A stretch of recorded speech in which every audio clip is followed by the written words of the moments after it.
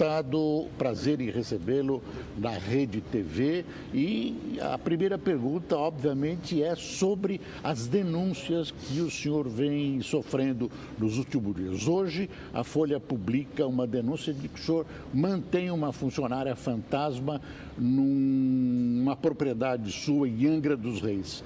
E a outra questão era a incompatibilidade dos seus salários como parlamentar com o patrimônio que o senhor possui. Obrigado pela oportunidade. A manchete da Folha de hoje, todo dia tem uma, né? Bolsonaro tem funcionária fantasma que vende açaí em Angra. A loja fotografada pela Folha de São Paulo, na Vila História de Mambucaba, a 50 quilômetros de Angra, é da irmã dela, não é dela. Então é mais uma notícia mentirosa. Ela não trabalha na loja? Não, a minha funcionária não, é a irmã dela que trabalha lá. Então faltou a Folha esperar um pouquinho mais, quem sabe dar um flagrante nela vendendo alguma coisa. Não fizeram isso e não iam conseguir fazer isso aí. Agora, ela poderia até esporadicamente entrar na loja da irmã. Qual o problema? Okay? Agora, uma denúncia mentirosa, até porque, por coincidência, nesse dia eu estava vindo para cá, passei na Vila História de Mambucaba e atendi a Folha por 1h20 mais ou menos. Em nenhum momento eles perguntaram se a Valderice era dona daquela lojinha de açaí e vendia açaí. Tentaram o tempo todo dizer que ela era uma caseira minha, outra mentira. Como não tiveram base para fazer essa outra falsa acusação, fizeram como dona de uma lojinha que vende açaí, que eu duvido que fature mais de R$20 por dia líquidos. E a questão patrimonial? E a questão patrimonial? Olha só, eu sofro, logicamente, denúncias e sou investigado o tempo todo, até para a minha situação de pré-candidato bem posicionado. A questão da avaliação patrimonial. Ninguém descobriu imóvel em meio lugar nenhum. Todos os meus imóveis estão no imposto de renda, desde o primeiro momento que eu os comprei. Inclusive, 2 na Barra da Tijuca, 2 casas pequenas, que tinham uma série de problemas entre habites, localização, entre outros. E fui denunciado há 2 anos e pouco, o MP investigou e o senhor Rodrigo Janot escreveu que aquelas 2 propriedades que eu comprei naquela época, à vista, eram compatíveis com o valor de mercado e nenhuma suspeição de lavagem de dinheiro foi encontrada naquela transação, assina Rodrigo Janot. Agora a Folha não pode querer agora assumir o papel do Ministério Público também. Aí não teve um contrato passado por baixo do valor, como muita gente costuma fazer no Brasil? Isso é quase uma regra no Brasil, tá? É quase uma regra. Inclusive, Boris, você tem que mudar na lei essa questão. Você compra um imóvel há 30 anos. Quando vende agora, aquela diferença, você paga aproximadamente 10% a título de ganho de capital. Você tem que atualizar o valor de imóvel de acordo com a inflação do mês anterior. Então o senhor fez isso? Não estou falando que fez isso daí. Estou falando que quase uma regra, você tem razão, é quase uma regra no Brasil isso daí. E se não tivesse essa questão, com toda certeza esse problema não apareceria agora. Deputado, eu queria lhe fazer uma pergunta sobre economia. Até essa reportagem que mostramos há pouco no Rede TV News, a Standard & Poor's rebaixou a nota de crédito do Brasil e uma das principais justificativas foi por causa do atraso na aprovação da reforma da Previdência. A gente sabe que o senhor tem se reunido, encontrado muitos investidores, tanto aqui como fora do país, em Nova York, e o seu principal consultor em economia é o Paulo Guedes, que é um economista notoriamente liberal e favorável à reforma da Previdência. Minha pergunta é a seguinte: diante desse quadro e tendo em mente que o próximo presidente que assumir a partir de 2019 terá que continuar com o ajuste fiscal e isso passa necessariamente por uma reforma da Previdência robusta, ainda assim o senhor vai votar contra a reforma da Previdência na votação marcada para o dia 19 de fevereiro no Congresso? Eu tive 3 reuniões com a área que aplica recursos no mundo, né? Nos Estados Unidos, bem como com a Câmara do Comércio do Brasil e Estados Unidos, e algumas reuniões aqui no Brasil. Para todos eu falei o seguinte: a reforma possível é essa, e expus para eles. Essa proposta por Meirelles não será aprovada, ainda será dada munição para o PT crescer por ocasião das eleições. Nessa reforma que está aí, da forma que está sendo proposta, não votarei favorável. Mas ela já foi bastante amenizada em relação ao texto original, né? Propõe regras bem menos rigorosas. Ainda assim, o senhor acha que não será possível? O senhor vai votar contra a reforma da Previdência? Olha só, eu pergunto... Porque o senhor tenta convencer o mercado sobre o seu liberalismo, né? Mas eu não posso simplesmente levar à miséria os aposentados no futuro, ou então praticamente impedidos de aposentar por uma exigência do mercado financeiro. O mercado financeiro é importante, você tem que respeitá-lo, mas a população que se aposenta aqui também.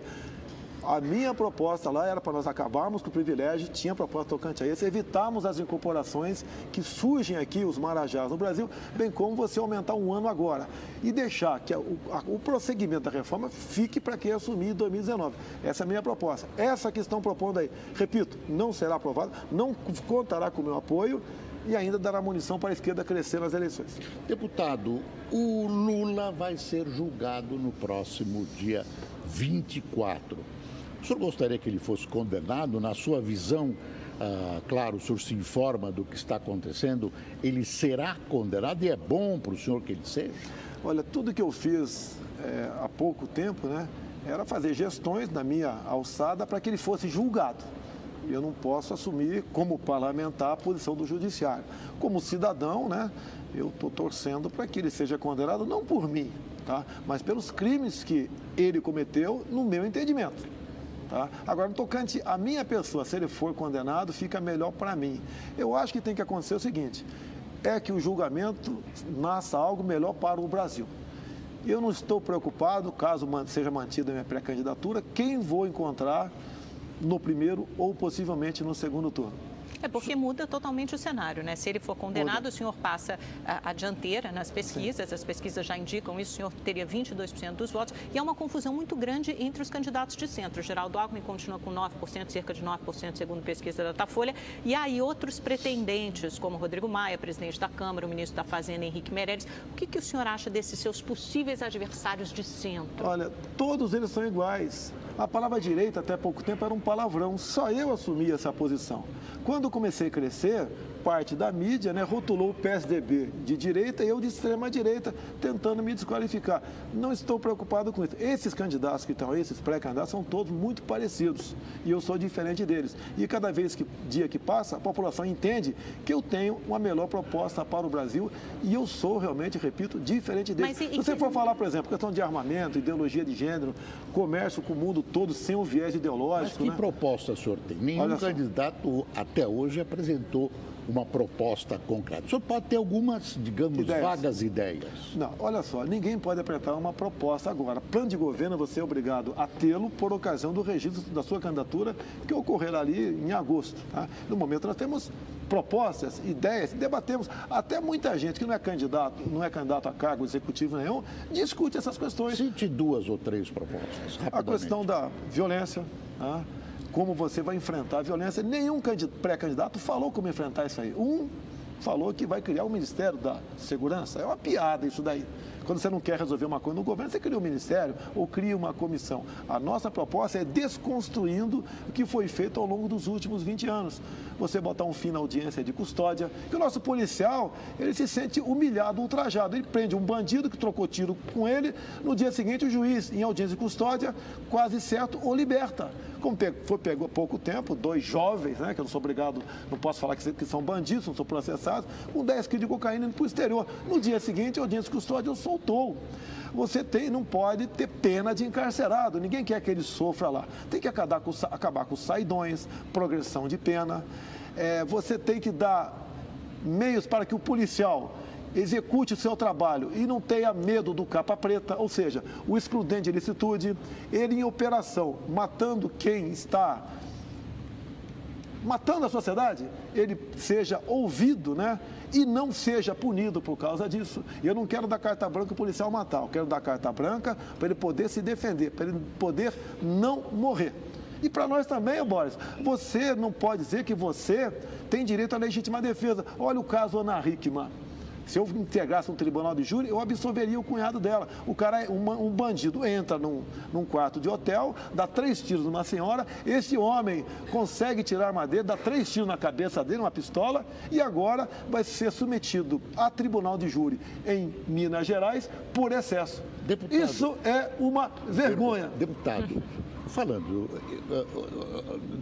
dos seus planos, sempre surge uma questão importante nas eleições presidenciais. O que fazer com a Petrobras? O senhor é a favor da privatização da Petrobras? Olha só, de acordo com o modelo, você pode ser favorável a isso, a questão da Golden Share, e você tem que ver sim para que capital você vai passar aquela empresa. Tem certos países que não admite a livre iniciativa estão comprando grande parte do Brasil. Você tem que tomar cuidado com isso. Você volta para a Petrobras, para a Embraer aqui no Brasil.